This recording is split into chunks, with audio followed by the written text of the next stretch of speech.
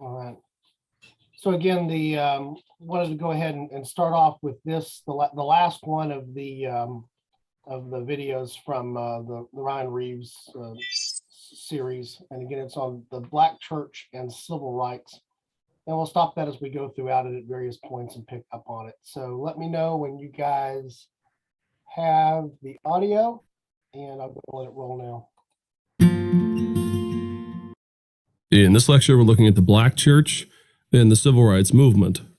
And what we're looking at now is the ongoing evolution of what is happening as America is moving out of the context of the Civil War, and they're beginning to increasingly come to the realization that they have to deal with the ongoing effects of segregation, the Jim Crow laws, and a number of things that carried on after the end of the Civil War in a way that had not been anticipated with the ending of slavery officially. And this part of the story brings together a number of different threads that we've already looked at. Namely, we've looked at the issues of the abolitionist movement, which was very, very popular among some evangelical groups, as well as the ongoing rise of Pentecostalism and the intermingling, as we saw in our last lecture, within the ongoing unfolding of the revival movements that were part and parcel to the evangelical world. So what we're going to look at now is how the story unfolds throughout the majority of the 20th century. Because what begins to happen is, as we've seen, as fundamentalists in some evangelical groups begin to become very much opposed to the changes in society, to the ongoing fights of modernity, as well as to the lingering questions related to the Bible's position on the equality of all people. It is the Black church itself that comes into its own and begins to find its voice, and really begins to protest and to raise all types of issues, which we'll say in this lecture are not so much the first time these things have ever been voiced, but rather it's the Black church that is reminding evangelicalism and reminding Protestants that the abolitionist movement was part and parcel to their vision, and that the story needs to continue, and that the full equality of all people needs to be realized. And we want to begin by talking about the religious perspective of first the slaves prior to the Civil War, and then the unfolding of that story thereafter. Of course, those who were brought over to the New World as slaves were not themselves Christian. They came from a wide variety of different backgrounds, different tribes, different languages, and a lot of diversity that was present in Africa when the slave trade began. And this really should be appreciated. The variety of the experience of those who came over in the African slave trade was pretty diverse. In fact, one of the things that slave owners would do in order to quell the idea of rebellion, or to stymie or to suppress any idea of resistance to slavery, is it was pretty common to purchase slaves from different backgrounds, and in particular to purchase slaves who spoke two different languages. The idea here is that when you bring over groups of the same background from the same tribe who speak the same language, what you do is you bring the cultural legacy with them. And so one of the more devastating realities of slavery is that because there was a systemic idea that slaves from the same region or from the same area were not to be mingled together whenever possible, and whenever possible, some of the cultural heritage, some of the language, this type of thing, was to be resisted or suppressed. What happens is African culture coming over with the slaves was very quickly muddled at first and then homogenized into a broader experience of the slaves here in America. Of course, they very quickly learned English. They had to. First generations, of course, would be very poor with it, but as they had children, those children would be raised speaking English, and whenever possible, slave owners would make sure that their cultural legacy was lost. So one of the issues that this brings up, though, is that any native religious expression that would have been there in Africa either develops in different ways in the context of America, or at times it is lost.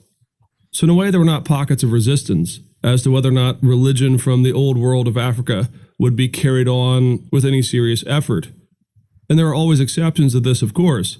But by and large, the process was designed to end any of this cultural legacy. The other curious feature was that slaves very often were not allowed to learn how to write or to read. And you see kind of an inverse reality. Often we've said in the past, whenever missionaries go out into the far-flung areas of the world, one of the tactics very often is to train people in how to read and write, or to train them in the English language. And very often the text they'll use is the Bible. The belief is that if you train them in how to read, you'll also be exposing them to the scriptures. In this case, those slaves were often forced not to learn how to read for fear that this would somehow make them unwieldy, make them rebellious, make them more free thinking on their own. At least this was the idea, the philosophy that was in play. So when we get into the early 1800s, we have really a counterbalancing focus. On the one hand, we have African religion that is becoming tamped down. It's being lost on some level, at least in terms of any type of organization. But on the other hand, there is nothing really that is being replaced with it. There are very few opportunities, in other words, prior to the early 1800s, for Africans who are either slaves or freed slaves to really have any access to the scriptures. They are, of course, uneducated. And if you just cast your eye across the colonial period, you see that very much the educated clergy ran the day. You had learned sermons from men like Jonathan Edwards, etc. The faith, in other words, was being spoken in a vocabulary that was principally for the educated, the wealthy, or at least those who were part of the white establishment here in the colonial period. All of this, though, begins to change with the context of the Second Great Awakening. Because as we've seen, the Second Great Awakening focuses enormously on those who are poor, illiterate, and those who simply do not have the resources themselves to really participate in some of the more intellectualist ideas of the colonial period. So in other words, just as the Second Great Awakening reaches out to poor whites in the post-colonial period, what this does is this begins to open doors to Africans, to slaves and freedmen, coming over to the faith with some earnest. And we've looked at one or two pieces of this already. Men like Black Harry Hosier riding around with Francis Asbury and preaching to groups that were predominantly white on not a few occasions. So it's in the context of the Second Great Awakening that we see a wider adoption of the Christian faith amongst those who are slaves or former slaves. And there's a lot of theological reasons for this, of course. The Second Great Awakening focused on the inner life, it focused on holiness, and it focused in a straightforward way on the immediacy of Christ in the life of anyone. You do not have to have a confessional, a creedal, or a denominational grid to approach conversion. And so we do see a number of Africans coming over to the faith.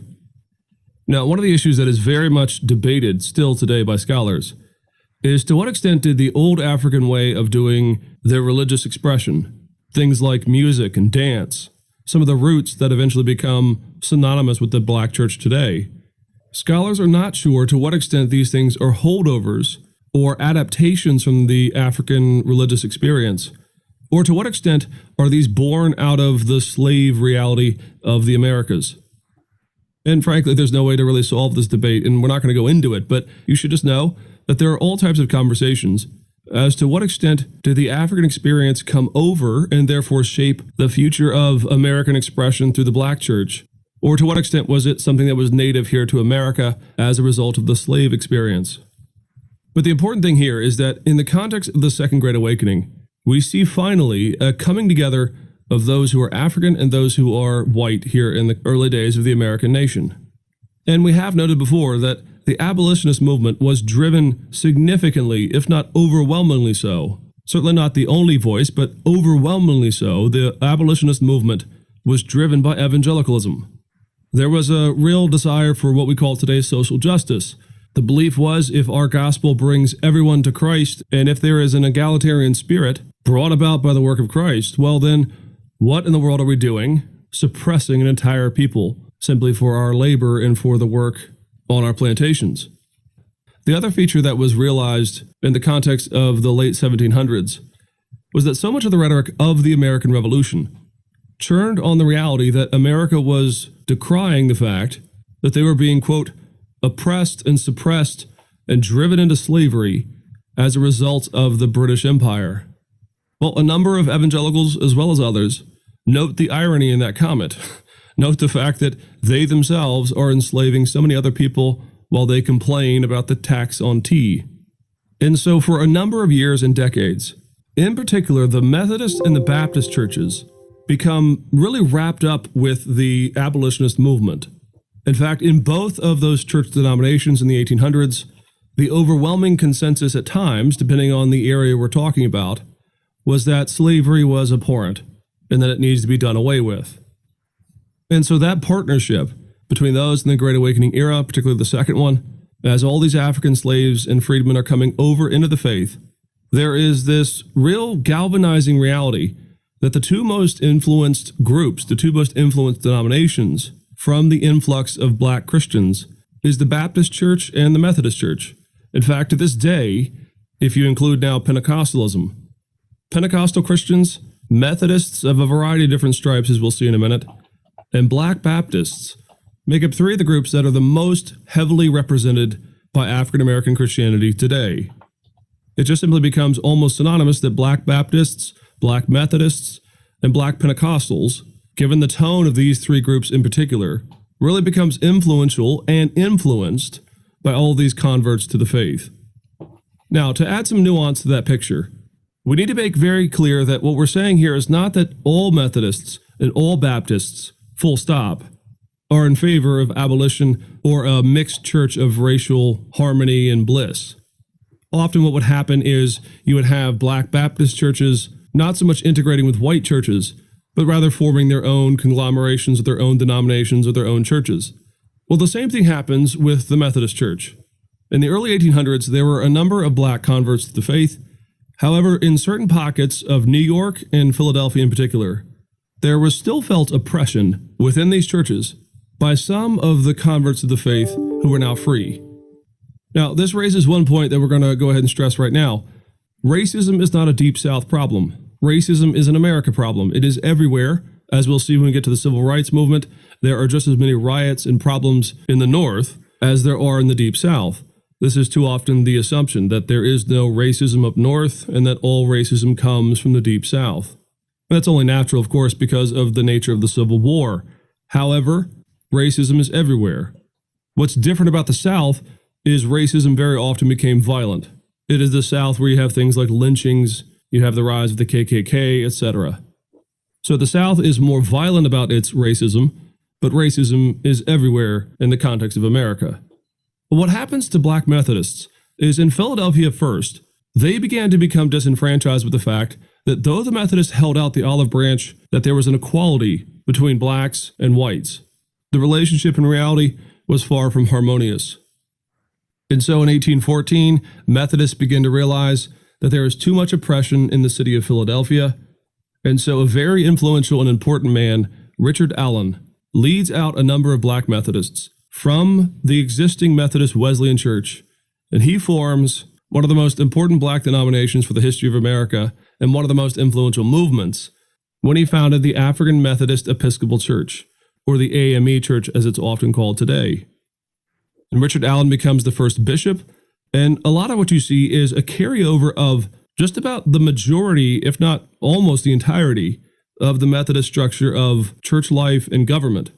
But rather you have the formation of a Black denomination in opposition to the ongoing perceived inequalities within the Methodist Church. And so the AME Church becomes, again, significantly influential over the years.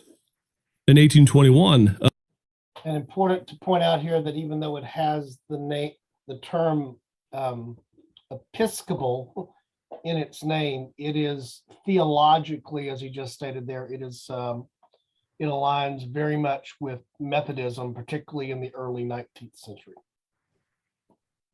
Up in New York, in a similar move, there is formed the AME Zion Church, which is a different group in general, but with many of the same purposes. There is felt that there is oppression, that even freed blacks are being treated as less than brothers and sisters. And so the AME Zion Church is formed, and again, it continues on until this day.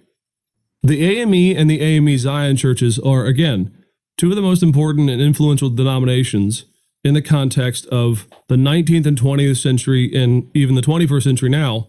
But the reason, of course, that it has Methodist Episcopal in its name comes from the Second Great Awakening, comes from the original conversion of blacks, both slaves and freedmen, into the faith, and eventually the shakeout of the ongoing racism that was part of the American scene. And again, this is significantly important because the AME Church and the AME Zion Church over the decades and over the last 2 centuries is often the target of overt racism, hostility, and violence whenever there is a perceived problem amongst whites in certain communities. So, for example, in 1822, there was actually a slave revolt in the city of Charleston. And we can't go into all the details, but the revolt was pretty aggressive and a number of people died as a result. Well, obviously, there were tortures and hangings and trials and all types of different things as the slave revolt was put down. But more importantly, in 1822, there in the city of Charleston, there stood an AME church, which was a symbol of the new independence of the black church that had come from the work of Richard Allen. And angered by the slave revolt, whites stormed the church and burned it to the ground. Now, it's important to note here we are in 2015, and of course, we've just had a mass shooting there in the Emmanuel AME Church in Charleston. What not a lot of people have noticed is that this same church that was burned down in 1822 was rebuilt, and it underwent expansion and development, and here's a church that is now 200 years old. Well, this is the same church. The same church that was burned down in 1822 is the same one where we had the mass killing, the mass shooting here this year in 2015. The target, in other words, of AME churches is usually very pronounced over the decades and over the last 2 centuries, ever since the early 1800s. And the reason for this, again, is because they go independent. They stand on their own 2 feet, they develop their own denominational traditions. You might say that the formation of these black denominations is itself the same wellspring and the same emotional energy that we'll see in the civil rights movement a century later. Here you have churchmen, pastors, bishops, leading black congregations away from oppression and persecution and racism. And often, as a result, the desire of the black church to be on its own 2 feet is met with violence. So the story, in other words, up until the Civil War, is that you have a pretty large number of blacks that are converting to the Christian faith. They then take the fruits of the gospel, this call for freedom, this equality that we have in Christ. And when it is not lived out in white churches or in white denominations, they go their own way. And there are similar stories about Black Baptists, and of course we've already looked at the Black Pentecostal movement with its desire for a mixed community that was often met with violence or resistance, or at least mockery. So that's really the context pre-Civil War. However, after the Civil War, we don't simply jump from the Emancipation Proclamation all the way to the Civil Rights Movement. Rather, the unfolding of the black church experience continues. In other words, the black church experience begins in the early 1800s, not after the Civil War. Prior to the Civil War, 90 to 92% of all African Americans that lived in America were slaves, meaning only 8 to 10%, of course, are freed. However, once there is a freedom granted to all slaves, the ongoing fight, of course, as we know, to segregate, oppress, and to carry on with not slavery, but with segregation, becomes the defining hallmark of the Reconstruction South and the first half of the 1900s. And the context of this, the laws that were put on the books, are 2 that we want to mention right now. In 1896, there was Plessy versus Ferguson, which is the ruling by the Supreme Court that the doctrine of separate but equal is perfectly fine, that there is no problem with it, and that therefore the unfolding of segregation itself after the Civil War may continue.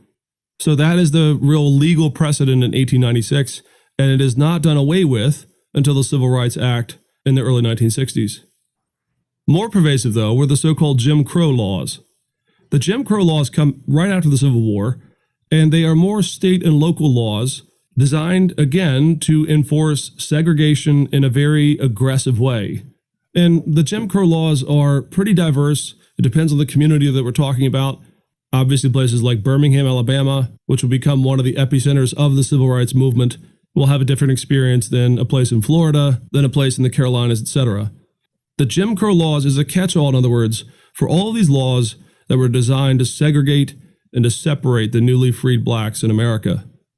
And of course, we see all types of pictures of this, of the realities of segregation after the Civil War. You see it in things like even the movie Dumbo from Disney. I remember watching this movie with my children. I hadn't seen it since I was 5 or 6 years old. It had been quite some time. And I was completely shocked how, towards the end of the movie, which was made in 1941, you have a band of crows, the leader of whom is Jim Crow. Clearly stereotypical, cartoonish versions of black men who sing a little song and all this type of thing. And I dug a little deeper, and I actually found that there was more of this in the same movie. In the scene where men are hammering nails to put up the tent, the laborers are clearly black, and they sing a song, At the very end, the black laborers refer to themselves as apes. And just take that more as a way to remember what the Jim Crow laws are. There's all kinds of realities in the context of post-Civil War and pre-Civil Rights America that is just simply horrific. The other reality, though, from the Civil War that carries on is you have denominations that do have a number of black converts themselves splitting north and south as a result of different stances on the Civil War itself. So Baptists in 1845 split north and south. It's why to this day we have Northern Baptist and Southern Baptist. Methodists split in 1844 for the same reasons. Now they eventually come back together, and the Presbyterian Church as well, though with a fewer number of blacks in their midst, but still split over the issue of the Civil War, split north and south, and they didn't come back together again until a much later date. But what we have to remember at this point is that the Civil War and the ensuing Jim Crow laws and Plessy versus Ferguson and all the ensuing unfolding drama of black Christians and black citizens here in the States is not a monolithic or a simple story that we can tell in just simply a few minutes. But when we're looking at it from the vantage of the church, particularly from the white church, evangelicals, the problem here is that they are so divided in a way that they had never been before. Again, prior to the Civil War, evangelicals led the charge for abolition.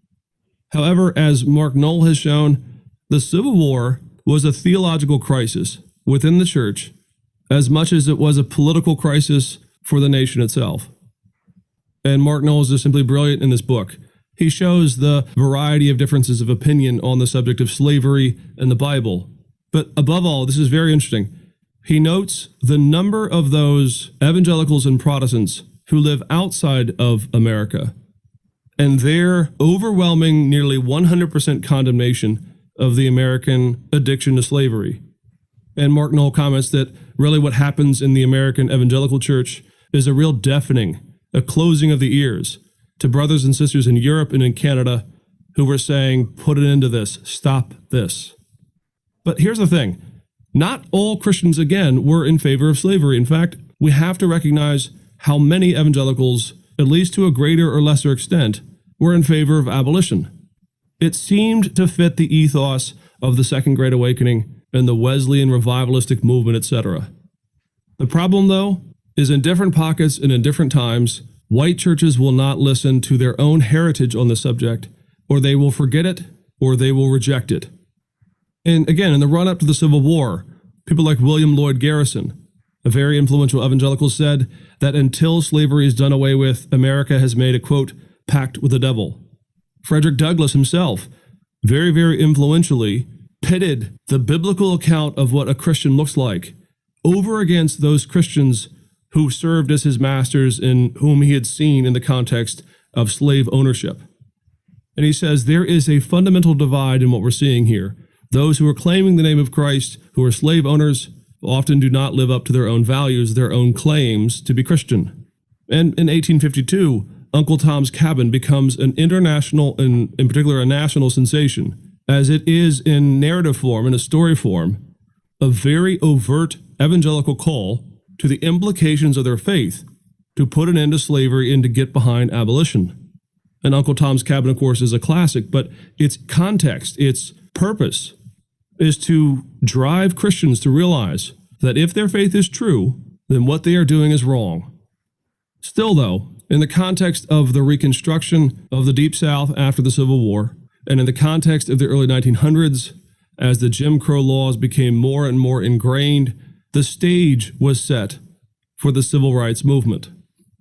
Early in the 1900s, in fact, you really see, again, the unfolding of the energy of black Christianity to stand up against the inequality within their communities.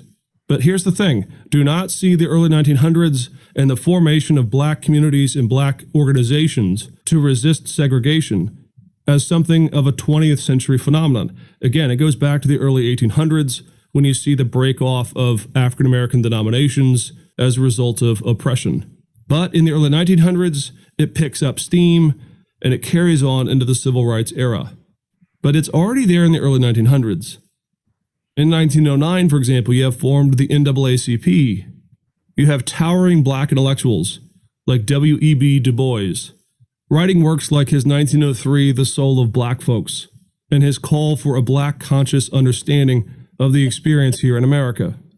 Now, of course, we want to be careful here. Not everyone that is involved within the Black community with the ending of segregation and the Jim Crow laws is doing so from a Christian or religious expression or experience personally. There are certainly those who want it to simply end, who are fearful of Christianity as the white oppressive religion. However, we can't allow the reality of some who are not Christian to overshadow the fact that just as in the early 1800s, in the early 1900s, it is Black pastors and church leaders and Christians who lead the charge for the ending of segregation. And there are a number of features we need to highlight here. The important thing is there is Black flight throughout the majority of the 20th century. From 1910 to 1970, somewhere in the neighborhood of 6 to 7 million African Americans left the Deep South and moved to the North. They moved to urban areas, New York, Philadelphia, Boston, Detroit, and they did so in staggeringly high numbers. In fact, from a social historical standpoint, this is the largest single ethnic migration that was not precipitated by famine, disease, or war.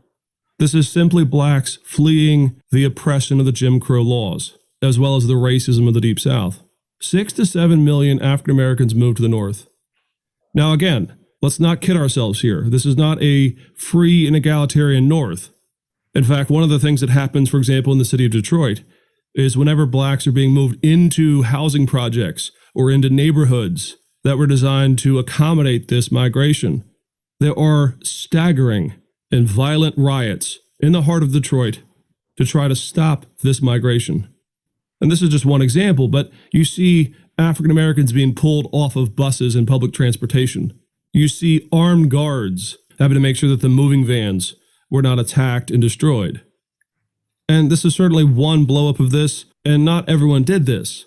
But the reality is as Blacks move north, they very often settle in urban core areas or in specific neighborhoods. So the Black community in Harlem, for example, really skyrockets during the 20th century, as well as Detroit and Baltimore and numerous other cities. So in other words, the story of the civil rights movement, though it has begun in the Deep South, is not simply a problem in the Deep South. Though the fights are in the 50s, it has not begun in the 50s. The problems are there carrying on after the Civil War. Now, the feature we want to highlight here is the role of the church, the Black church, as the early 1900s wear on and as we get into the civil rights era, which gets going in full earnest in the 1950s. One of the new realities that we see as a result of Black Christian expression is you have things like storefront churches begin to emerge in some of these new urban core areas. Black churches, of course, would either be barred from purchasing property, or no white builders would build for them, or at times they were just simply too poor to build their own churches. And you see a real nimble adaptation of the church life of the Black church as they develop this, again, storefront church model, which we still see today, not just in the Black church, but in all types of different churches in our own time. But what is happening here? Well, Black Christianity is not subsiding. It is not falling away. However, the pressure, the ongoing horror of the Jim Crow laws and of the segregation era, as well as the rampant racism and oppression and violence that we see in just about any quarter of America in the early 1900s, eventually presses home the need for Black Christians and Black citizens to stand up, to speak out against segregation, and to call for equality. And a number of these stories we're pretty familiar with, of course. The quiet protest of Rosa Parks to not move to the back of a bus because she was tired and therefore being arrested, and the ensuing controversy that really helped give rise to the ministry and the voice of men like Martin Luther King Jr., as well as others, happens in the mid-1950s, 1955, 1956. And there are so many fights and struggles and marches that we simply can't list all of the important ones, much less the next tier down of the widespread but important and less well-known stories of the civil rights movement. There's the fight in Tallahassee. There is Martin Luther King Jr. being arrested. There is the I Have a Dream speech during the March on Washington. Less well-known is the civil rights struggle in St. Augustine, Florida, which Martin Luther King also played a part in. He was also arrested, and he wrote, similarly to his ministry in Birmingham, a letter from the St. Augustine prison. And the violence in this city of St. Augustine to resist the protest for civil rights took an ugly turn, one that actually made national headlines and international headline news, in which, carrying on from the idea of a sit-in and a quiet protest, blacks and whites jumped into a hotel pool to do what they called a swim-in, because this was a pool that was segregated and was only for whites. And the owner of the hotel runs out with muric acid, at least that's what he claimed that he had, and he poured it into the pool, attempting to scald and burn those who were trying to jump into the pool and swim together.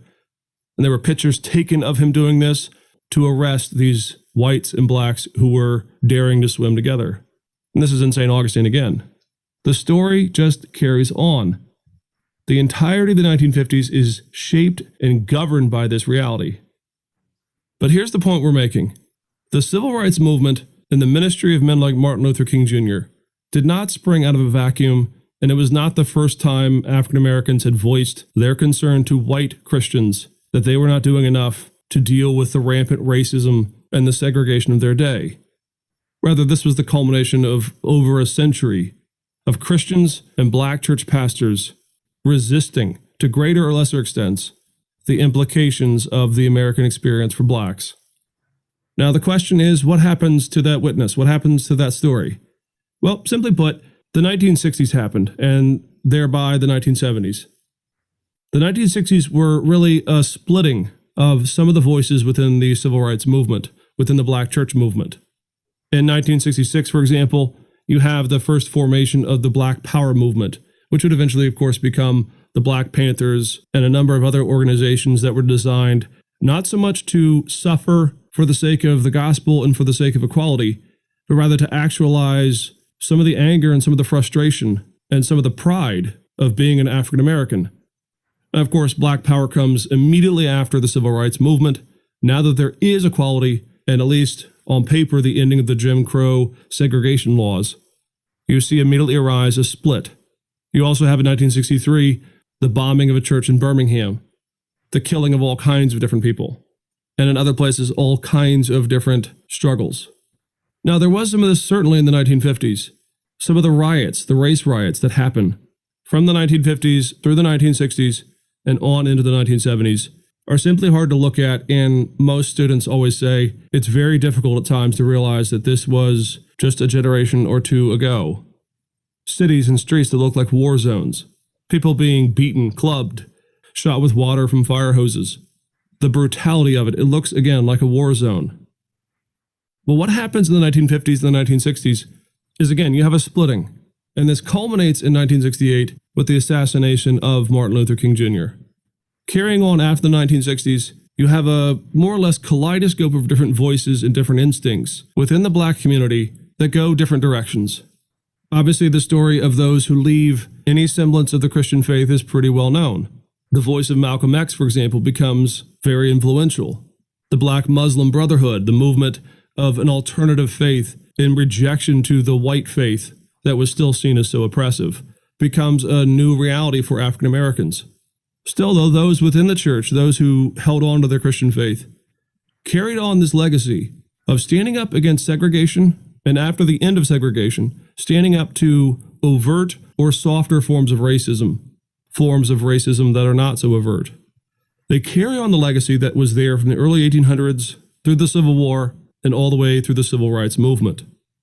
And increasingly, as we've seen really in the last few years, just to say the least, the ongoing evolution of the conversation, particularly amongst Christians and amongst evangelicals, as to how to deal with the ongoing legacy, now not of segregation, but of the residual effects of segregation and racism, is one that at times people close their ears to. But as we've seen in this lecture, the story of white evangelicals realizing the implications of their faith and embracing black Christians as equals and brothers and sisters is part of that legacy. However, it has always been driven and carried by the courage of, in particular, black pastors, black church leaders, and those within the Christian community to stand up and remind whites that their commitment to the gospel ought to be lived out in the context of their relationships with their black brothers and sisters.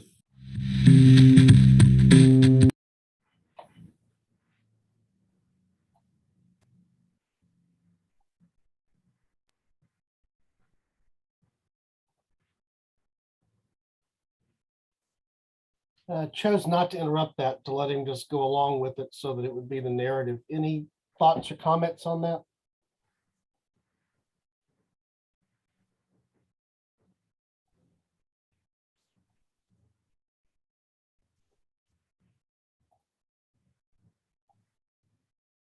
I think I had a very naive, I mean, these are just things that I haven't thought about before, but again, the idea that the slaves didn't already come in with kind of a religion, and maybe it was more of like that ancestral type of faith or a tribal type of a faith, and the fact that they kind of split the slaves up so that they wouldn't be from the same area, so that they would have a harder time with their language and, you know, banding together to resist slavery and things like that. Like, I never thought about that, or thought about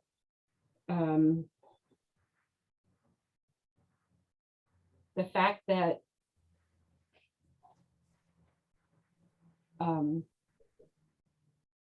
I don't know. Again, I think because of how I grew up, where I grew up and stuff like that, I just was kind of, I didn't realize how difficult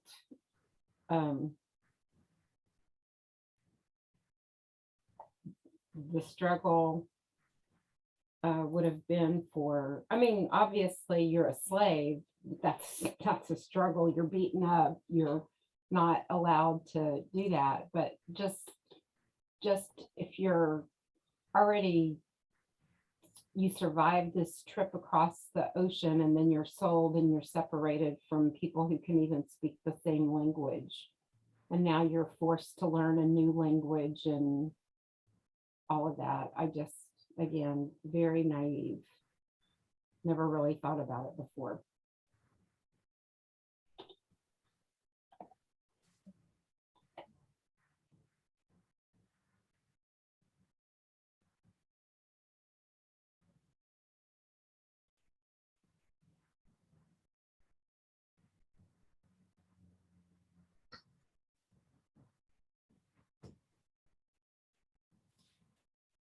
I think I would echo that for me.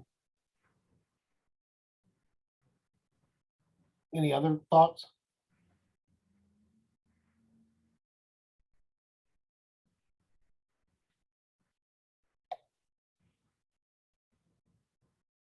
To me, there's a backlash every time the Christian church does not follow the Christian principles. So I give you a couple of examples. One would be the one we just got through witnessing with the Muslim community sweeping in to the African-American community.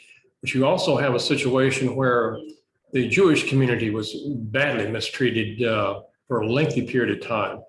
And the repercussions of that are astounding. So, you know, payday someday concept, we either do what's right, or as what Sam Houston once said, it's best to do what's right and face the consequences. I think the consequences are less striking than not doing what's right in the overall picture. Agreed. And you see some of the expression of, you know, good theology and Christ likeness in, you know, those Christians that were the leaders in the abolitionist movement. You see also express the other side of that, you know, at the same time. So just to me, what strikes me is the dichotomy of that.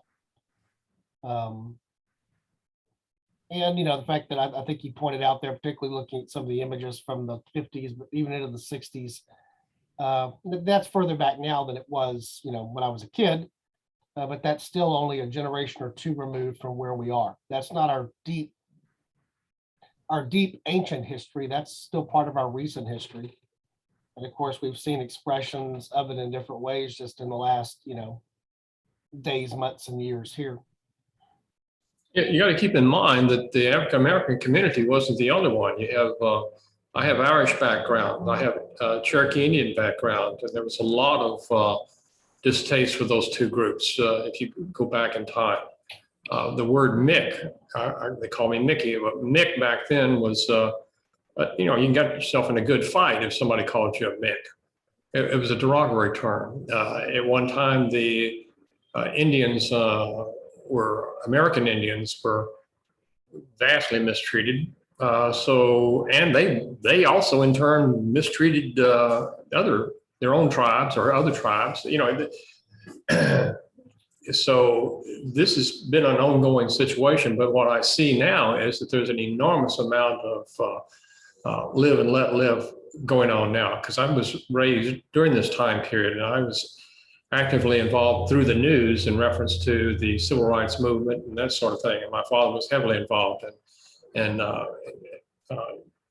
trying to remove segregation. So it's an ongoing battle.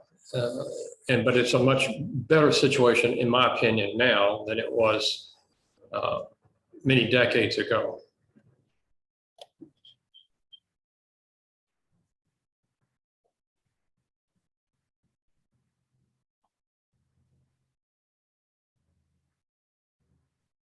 Yeah, again, I think it's kind of like, okay, I'm not Irish. I've got a little bit of Indian in me, but not a lot. I mean, Don teases that his DNA testing came up that he's very white. I probably have a very similar DNA, very white, so I don't have maybe some of that Italian, you certainly, I don't know, movies like The Godfather and stuff like that. I know that there were issues with different people who came from different areas. And of course, they would kind of stay together. I mean, the German influence in our hill country area, I don't know if they were necessarily persecuted. And part of it is when you come from an area, and if you don't speak the language, you are going to kind of tend to want to be amongst white people. So yeah, I didn't grow up with a lot of Jewish people. This isn't an area where there's a lot of Jews. This isn't an area where when I was growing up, there weren't a lot of Blacks. I didn't have a lot of people in high school that were, I remember one person, and that sounds so terrible, but I mean, she and I played on the basketball team together. There was one girl that I kind of remember in my high school, and I don't really remember, us like segregating, but I mean, I guess she couldn't segregate. There was one of her kind of a thing, and we didn't, I don't know. I think in some ways, I know that my parents did kind of shelter us from like national news and things like that. But I also know that my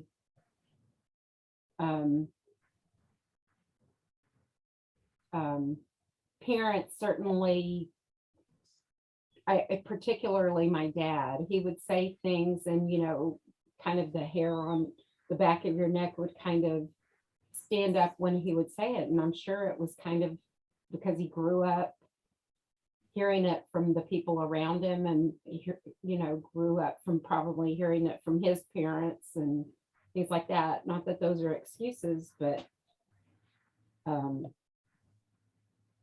again, I think I was naive and was not a student of history, obviously, and just kind of, again, kind of lazy in my understanding of what other people went through. Too focused on myself and not focused enough on those around me. Well, in Channelview, I was friends with the first Black girl that ever, her and her sister were the first Black students to ever attend, at least Channelview High School. And she didn't last very long. They ran her off. I mean, they literally at one point burned a cross in her front yard. And she ended up going to Fur High School. And it broke my heart to lose her because she was absolutely the sweetest. She was just a wonderful friend and a wonderful person. And it broke my heart to lose her as a friend. I mean, obviously she didn't die, but I mean, she moved and I didn't get to see her anymore. Later on, a couple of years later, when we got out of high school, Jeff and I ran into her and, she was okay. But then along that same line, my sophomore year in high school, the first Black teacher at Channelview High School, he was my geometry teacher. And he only lasted that 1 year. The kids were horrible to him. And I thought he was a good teacher. I was embarrassed for the way that young girl was treated, the young woman was treated, and the way this good teacher, I was embarrassed that the people that I grew up with treated others that way. And, I guess I was shocked. I'm kind of like you, Kathy. I was naive. I had never been around them, I'd never been around it. And then to have that response, I wasn't taught that way, but then to have that response for no reason or because of the color of their skin, it was just appalling to me. Do you know who it was, Sherry, that was kind of like responsible for the thing that happened to the friend that you mentioned? No, the I don't know that, but I know the kids that terrorized the teacher. I tried to talk to him and, guys, they like super glued his geometry book to the desk. It wasn't they did anything really like they hurt him or anything. It's just they were picked on him and bullied him in sly, sneaky ways the kids did. I don't know how the faculty reacted with him. I wasn't privy to that because I was just a student, but I was embarrassed that he was not given the respect that a teacher should be. I mean, Channelview had some pretty cruddy teachers, and this guy was actually a good teacher. And to me, I respected him a lot more because of his teaching ethic and the way he taught, and compared to some of the other teachers who just showed up and got a paycheck and sat behind a desk every day. I'm sure y'all had some of those same teachers when you were in school, but I was just, very disheartened and disillusioned in high school with the way, my community treated Blacks. So. I have a totally different view of what is going on. My grandfather basically married a Cherokee Indian. Our attitude towards race was entirely different. My father fought hard during the 60s in the legislature to have more freedom. When I became a banker and was a cashier, I hired a Black woman, and that was really something. So I went to my boss and told him, I said, hey, merit. We want merit, do we not? We want somebody who can produce, and that's what we need. And he said, okay, we'll try it. She turned out to be one of the best tellers we had. And so I take a little bit different view. Of course, generally speaking, I hang out with people with a little more tolerant view, that sort of thing, especially on this racial issue, because of my background. So, there again, it always depends on the individual.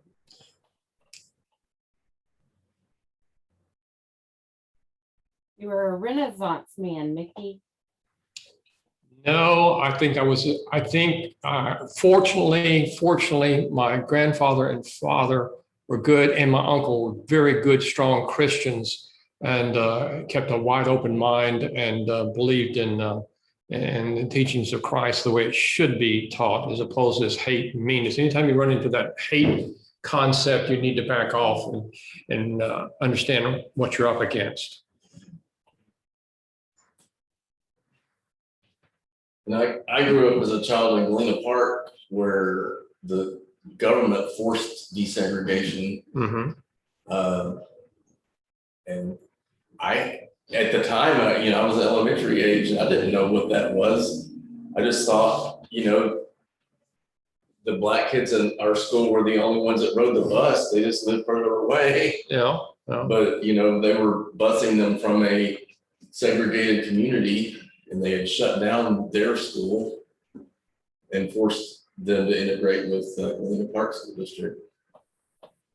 Speaking of that, I know I'm talking too much, but Linda and I began to realize that when the government was bringing buses by to make sure that the children were integrated, Linda and I found a school that was predominantly African-American, but they had the best teachers. They were trying to get white kids to come to that school because they had the better teachers. So the school bus literally came up in our front of our house, picked our 2 girls up and a whole bunch of other white kids and took them to this integrated school system. And they got an incredibly good education. So there again, it depends on the individual, it depends on opportunities. I'm not trying to be goody two shoes at all because that's the way I was reared.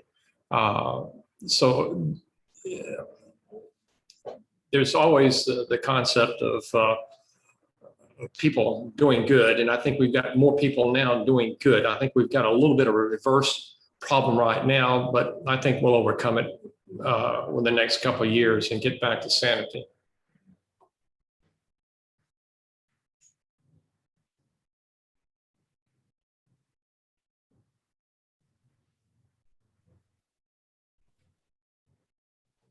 The statement that's often made today is that Sunday morning still represents one of the most segregated timeframes or events in America. Do you agree that that's still the case, or has that changed at all in the last, let's say, decade or more? The thing that I hear what you're saying, and I think you've got some truth in that, but the reality is that there's an awful lot of us that have friends that are not lily white in skin color, and we've invited them to the church. But I have several African-American friends that have their own church, their own African-American church, and they're just not going to come. Now, they will come and visit us. I've had them come and visit, but it's a cultural situation in which they feel more comfortable with their group. And I think that's fortunate or unfortunate. In this country, you can do that sort of thing. You can go to all black church. I've been to black churches numerous times, and I was well received. Everybody was just glad to see me, shook my hand and patted me on the back and was glad I was there and told me to come back. So I don't see it as a wall. I see it as more of a cultural thing, in my view. Well, I guess that's the thing, because anytime I've experienced, again, this is going to sound like a very naive comment, but anytime I've gone to a church that's predominantly Black, it's very much what you would see portrayed in a movie or something. The music is different. The worship style is different. And I guess I just assumed that went back to very African cultural things, hearing this thing about how they were divided and how they didn't come to America necessarily as Christians.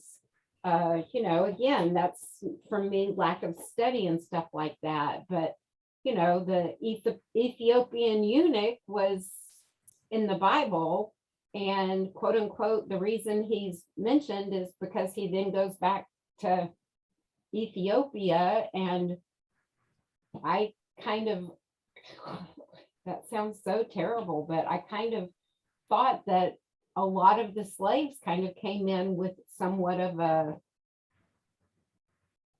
kind of instead of more like what we see down in Guatemala with that very tribal ancestral type of thing.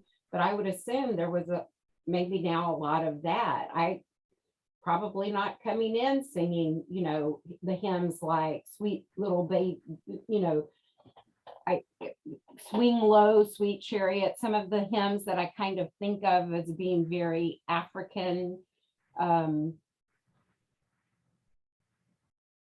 music that I've been exposed to through the church. And I kind of assume that their style of worship kind of came from their culture. And yeah, when I've gone and visited Black churches, they've always been very welcoming. I think if a Black person came to our church, we would be welcoming. They've certainly come in the past, but if you look at what's there on a typical Sunday morning, you're definitely going to see an overabundance of a particular skin tone. And would we, kick them out, say, don't come back? No, of course not. And they wouldn't do the same thing to us, but maybe it is what our comfort level is, what our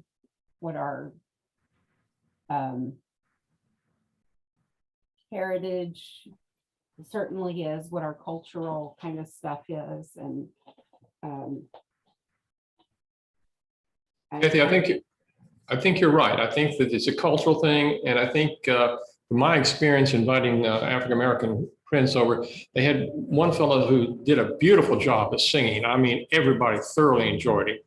But the thing that I noticed about them was they were dressed to the teeth. I mean, they had their suits on, the highly polished shoes, silk ties, and I was running around basically in flip-flops and a t-shirt and that sort of thing. So I could see where they felt like, maybe that's not really the thing to do. Maybe you need to go to church and more respectfully.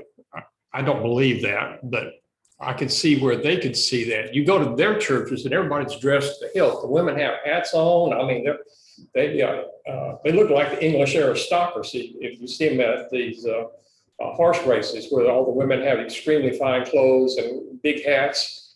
That's been, excuse me, that's been my experience. It's cultural. Excuse me.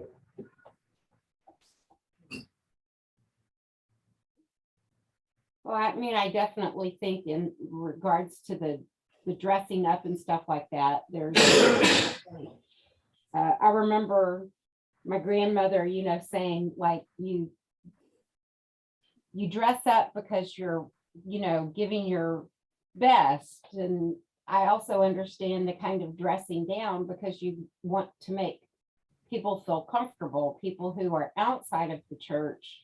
If everybody comes in and they're wearing three-piece suits and have, dresses and hats and gloves and pillbox purses and stuff like that, they're going to come in, in their jeans and t-shirts and tennis shoes and not feel comfortable. They won't come back, kind of a thing. That certainly changed over the years. So then there's that level of, when do you dress up? When do you dress down? And, only if you get the memo do you know what you really should, wear going to church. I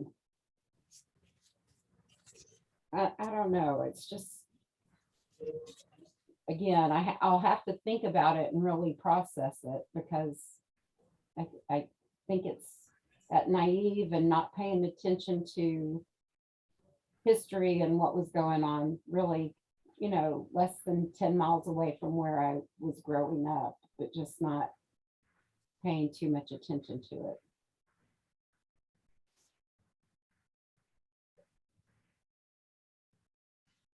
it.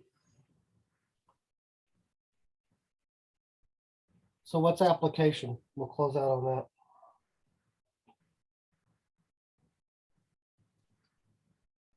In my view, the observation is that Wilberforce and his ilk, all the great ministers, all the great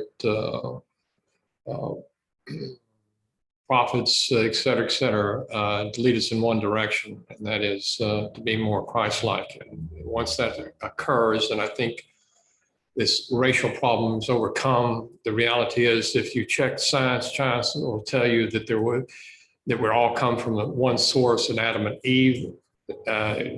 DNA tells us that. Christian faith tells you that. We got to learn to live together. There are other people that, my personality is such that there are a lot of people that just really can't stand me, and I can understand that.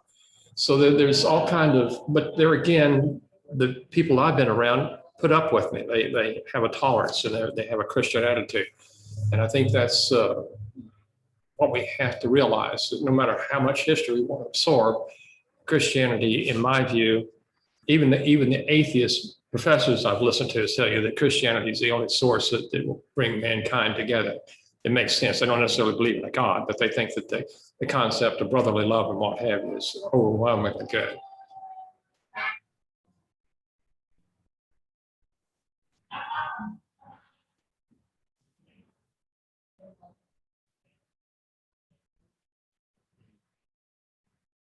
From a human rights standpoint and legal and law standpoint, they've come a long way, but there's still a long way to go as far as privilege and, what our past has created has created a culture where I think a lot of Black communities are underprivileged, and, we can say they have the same rights as we do, but in a lot of cases, they don't have the same opportunity. And I disagree with you. I think they've got an enormous amount. My family came from a very poverty background because we were in the South and lived in Beaumont. I see that what you've got is, if you have a high percentage, like 72, 78% of the people are married and having children, I think that you have to have a marriage, you have to have education, and you have to have a job. Once you get to that position, you fight poverty off. And there should not be any more excuses. There's no such thing as victims. There's a victim mentality that I think we've got to do away with, excuse me. And I think once we do that, I think we're going to see a much, much better picture in this country, in my view.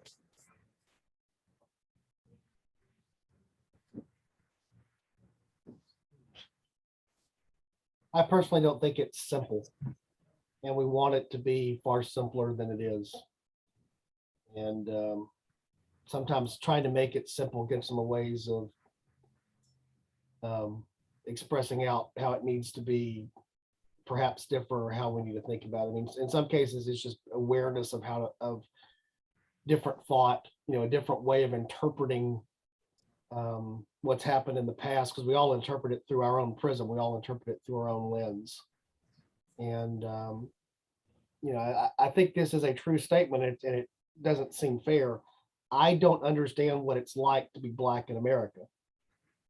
I recognize that. I should recognize that and think through what that means for those that are, or any other minority in America.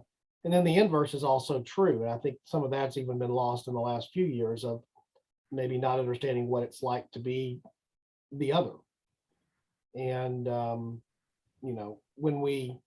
one thing we have witness of Christ and the Gospels doing is interacting with those that were the downcast, outcast, and different than him, be it women or Gentiles. Certainly we see that later in Acts in the New Testament, this willingness to, go outside of the things that felt comfortable. Christ did that.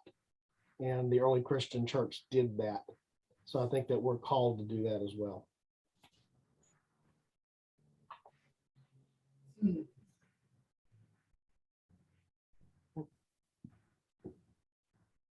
I'm going to stop the recording. I'll let Kathy take over, and I very much need to go use the restroom. So I apologize for that.